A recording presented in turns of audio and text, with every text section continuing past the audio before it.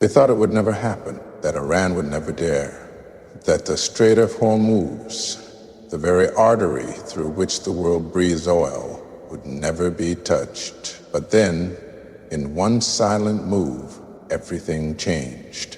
Ships halted, markets shook, leaders panicked. What if I told you the greatest global power just got checkmated without a single missile fire? What if I told you the most dangerous war today isn't fought with guns, but with silence, with pressure, with control over something as simple as a narrow stretch of sea? This isn't just a moment. This is a message written across the tides, a message the world refused to read until now. And in this video, you won't just hear what happened. You'll understand why it happened, what's coming next, and why the entire world should be paying attention. Stay with this, because what you're about to witness is how one nation just bent the spine of the global system without ever needing to raise its voice. Don't blink, don't scroll. This is the speech the world wasn't ready for. The Strait of Hormuz is a narrow stretch of water, barely 21 miles wide at its narrowest point, nestled between Iran and the United Arab Emirates. On a map, it seems small, almost insignificant compared to vast oceans and sprawling continents. But within that tight corridor flows nearly a fifth of the world's oil. Every single day, tankers carry millions of barrels through it, feeding the global economy, fueling cities and powering nations. What passes through that strait doesn't just fill gas stations. It drives industries, runs governments, and sustains economies from Tokyo to New York. That's why when Iran closes it, the world doesn't just watch, it trembles. This isn't just a shipping lane, it's a lifeline. Oil from Saudi Arabia, Iraq, Kuwait, and even the UAE must pass through the Strait of Hormuz before it can reach markets in Asia, Europe, and the West. And because of that dependence, this sliver of water holds more power than many entire armies. It doesn't fire missiles, but it controls momentum. It doesn't raise a flag, but it waves a warning. The global economy has been built on the assumption that this strait will always be open, always be safe, always be passable.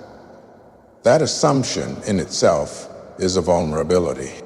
When Iran announced its closure, it didn't need to send fleets or detonate explosives to make its point. It simply reminded the world that geography has its own authority, that a nation others tried to box in for years still holds one of the most powerful cards on the table. And they played it, not recklessly, but with precision. Because in that single move, Iran forced every major economy to stop and recalculate.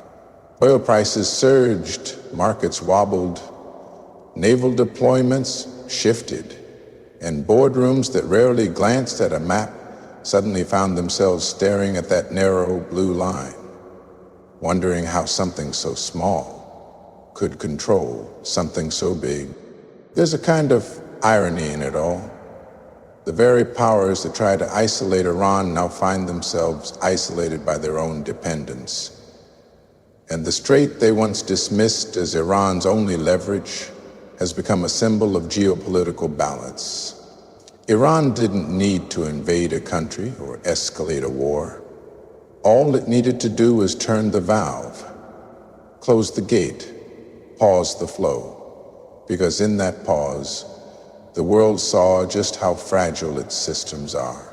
And, more importantly, it saw how deeply connected its survival is to a place most people never knew existed. The Strait of Hormuz is not just water. It's a warning.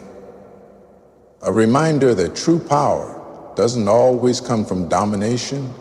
It often comes from position, patience, and the ability to say enough at the exact right moment.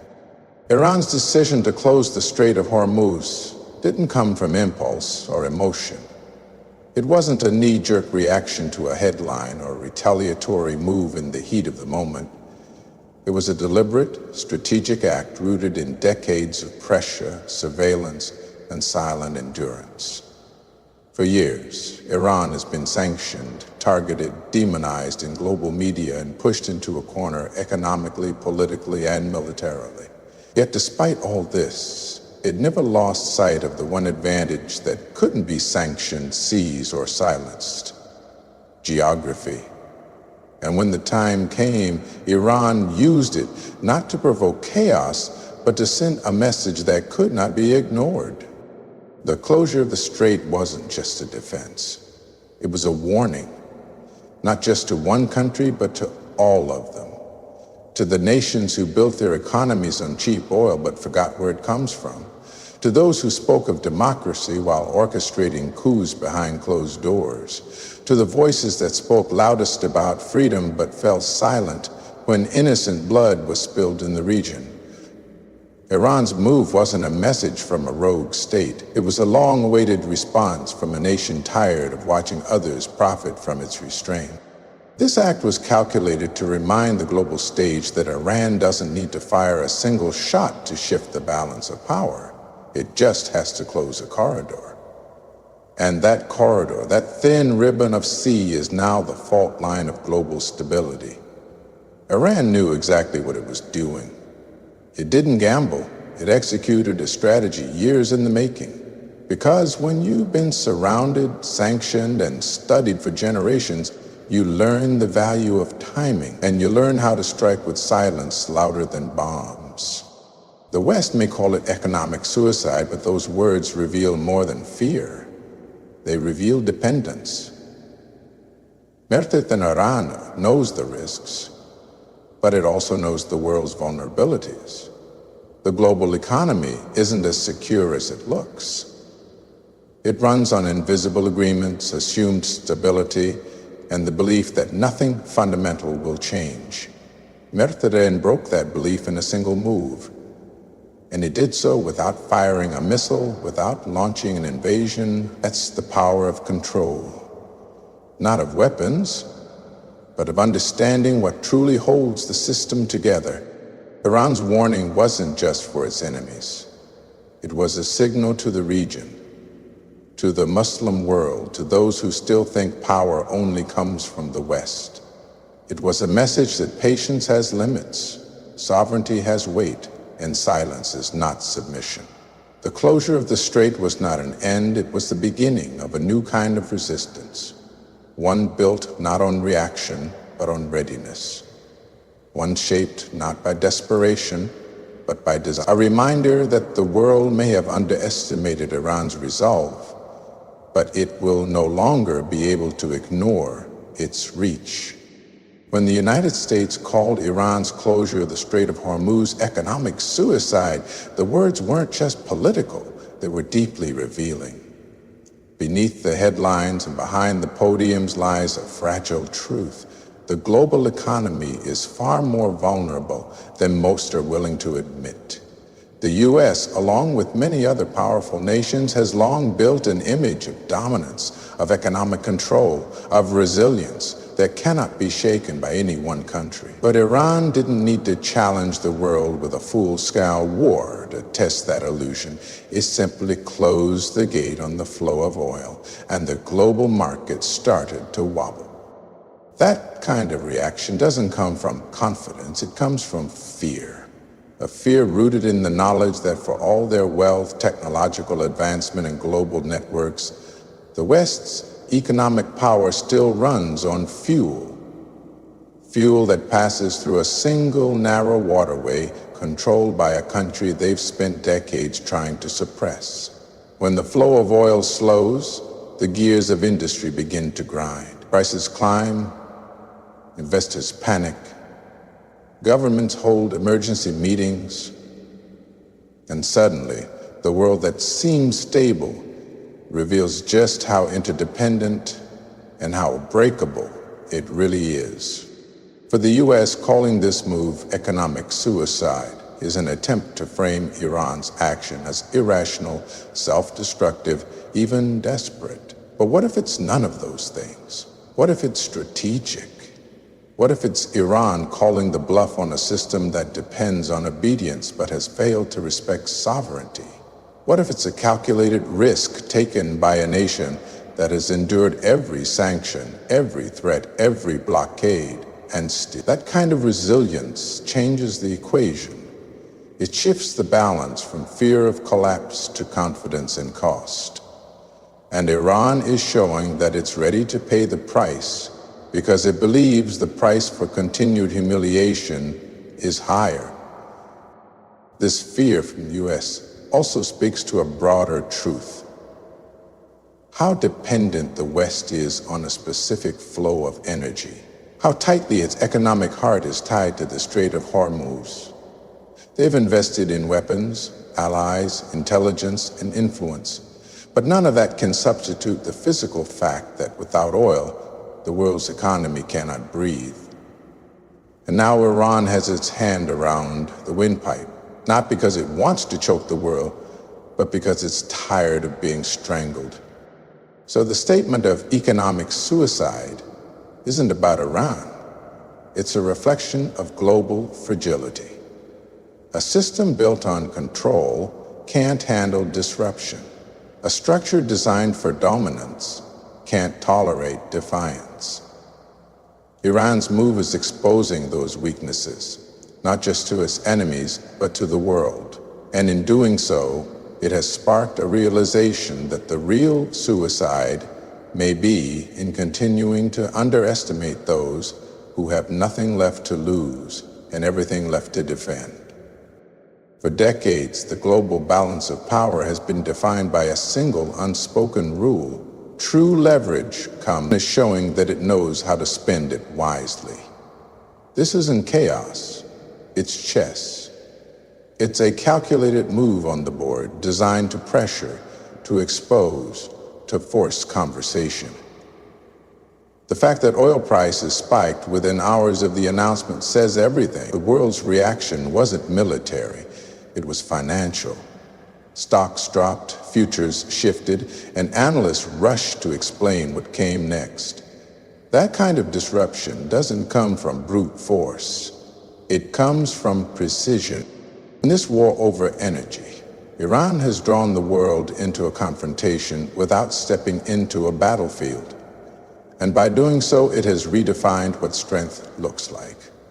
Not as loud explosions or breaking news banners, but as quiet, steady control over what the world needs most. This is the energy war, and Iran has just claimed the first major victory without even raising its voice. Iran's decision to close the Strait of Hormuz didn't just disrupt the flow of oil, it disrupted the illusion of control. After years of being sanctioned, isolated, and portrayed as the perpetual villain in global politics, Iran made a move that was far more than symbolic. It was a declaration that its sovereignty is not for sale, not negotiable, and not to be treated as a bargaining chip. The message behind that closure was powerful. After decades of being pushed into a corner, Iran is no longer playing defense. It's making the world feel the weight of ignoring its voice for too long. This wasn't retaliation. It was a reminder that pressure has limits, and Iran has reached its own. For too long, world powers operated on the assumption that Iran could be pressured into compliance, that economic pain, military threats, and political isolation would eventually force submission. But in closing that waterway, Iran flipped the script. It told the world in the clearest way possible that sovereignty isn't something to be debated. It's something to be respected. And if it isn't respected, then global stability will pay the price. This wasn't about war. It was about recognition, about drawing a red line, not with weapons, but with geography and resolve. The West, especially the United States, called the move economic suicide, but the deeper fear wasn't economic. It was ideological. Because if Iran could assert itself this boldly, what's stopping other nations from doing the same? What's stopping every country that's been overlooked, controlled, or silenced from standing up and using whatever leverage they have? Iran has reminded the world that real power doesn't always lie in weapons or wealth. It lies in the courage to act when everyone expects you to fold. It lies in using your position, your resources, and your timing in ways that force even your enemies to pause and reconsider. This was not a reckless move. It was a deeply calculated stand. Iran knows what's at stake, but it also knows what continued submission would cost. Dignity, independence, the right to make decisions without foreign dictation. And those are prices no sovereign nation should have to pay. The closure of the strait is about far more than oil. It's about self-respect, about standing firm even when the world threatens to punish you for it. And in that stand, Iran has delivered a message to all who are listening. The days of unchecked domination are ending. The era of quiet resistance is evolving into bold defiance. And if respect is not given willingly, it will be demanded through consequences that no economy, no matter how powerful, can afford to ignore. The closure of the Strait of Hormuz wasn't just a regional disruption, it was a global wake-up call. Iran didn't act out of desperation, it acted with precision, with history behind it, and sovereignty in front of it. For too long, the world believed that dominance would always come from the same direction, from boardrooms in the West, from warships in distant oceans, from sanctions dressed as diplomacy, but now, a nation that was boxed in for decades has redrawn the map of power with a single move. This wasn't just about oil. It was about pride, principle, and pressure reaching its limit.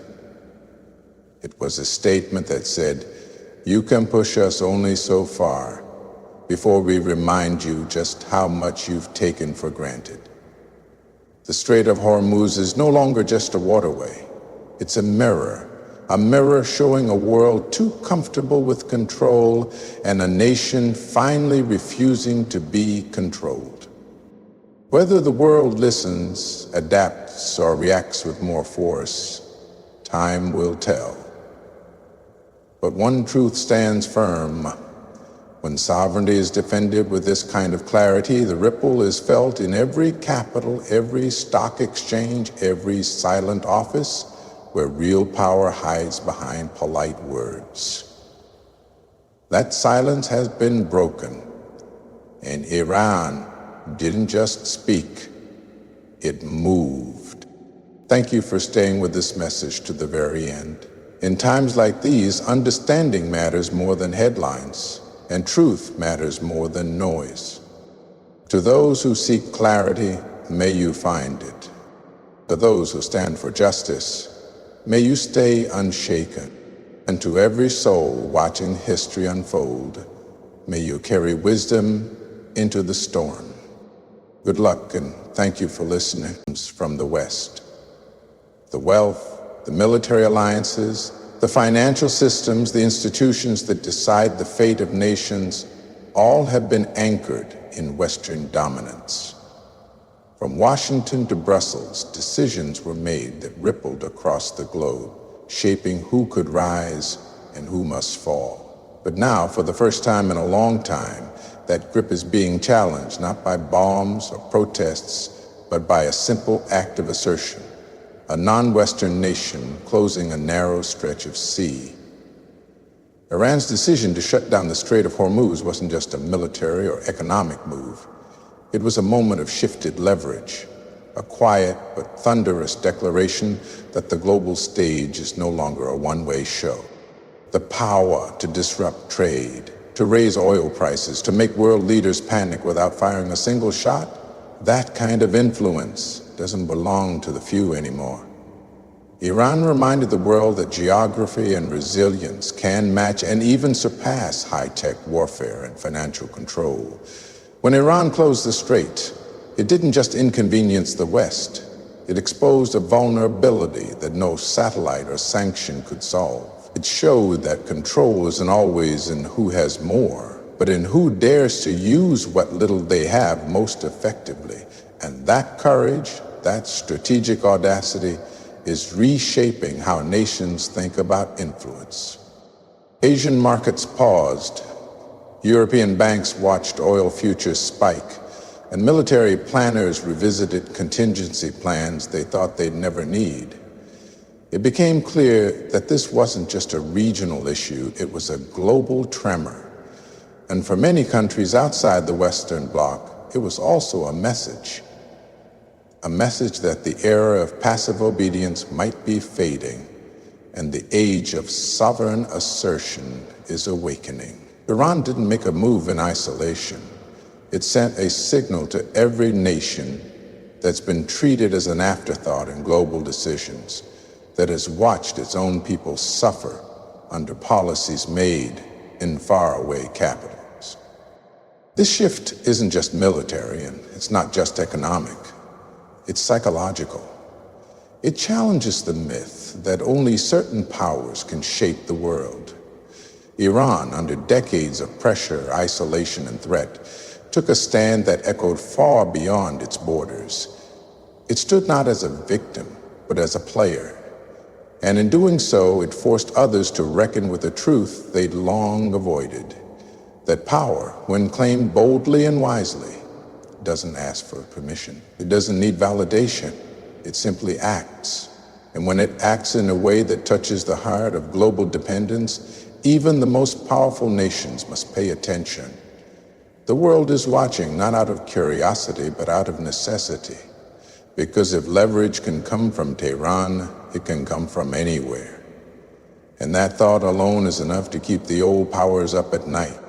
This moment isn't about fighter jets or missile launches, not about tanks rolling across borders or troops storming cities. This is a war fought in silence, in boardrooms, in stock exchanges, in gas stations. It's a war over energy, over the lifeblood of the modern world. The Strait of Hormuz isn't just a sea passage, it's the pulse of global commerce. And when Iran placed its hand over that pulse, it didn't need to shout. The world heard it loud and clear, because oil is more than just a commodity, it's power. It decides the price of bread, the temperature of homes, the strength of currencies, and the pace of economies. And in a single move, Iran showed it could influence all of that without a single missile fired. This isn't about military superiority anymore. It's about economic survival. Every nation that runs on oil, from emerging economies to industrial giants, now faces a question they hoped they'd never have to answer. What happens if the flow stops? What happens if the pipeline becomes a pressure point? Suddenly, the rules have changed. Supply chains, trade routes, national budgets, they all become vulnerable when energy becomes unstable. And in today's hyper-connected world, instability travels faster than ever. What starts as a decision in Tehran can echo in Tokyo, tremble in Berlin, and shake Wall Street. Iran didn't need allies to make this move. It didn't ask for approval. It simply understood one undeniable truth. Whoever controls the flow of oil controls the tempo of the world. And in a time when the West believed it had that control locked down, Iran reminded everyone that dominance doesn't mean invincibility. You can build the best weapons, sign the strongest treaties, and draw the safest maps, but if you rely on one narrow corridor for your energy, then your empire has a weak spot. This act redefines modern warfare. It's not about who has more bombs, but who has the courage to press where it hurts most. Energy is the currency of power, and Iran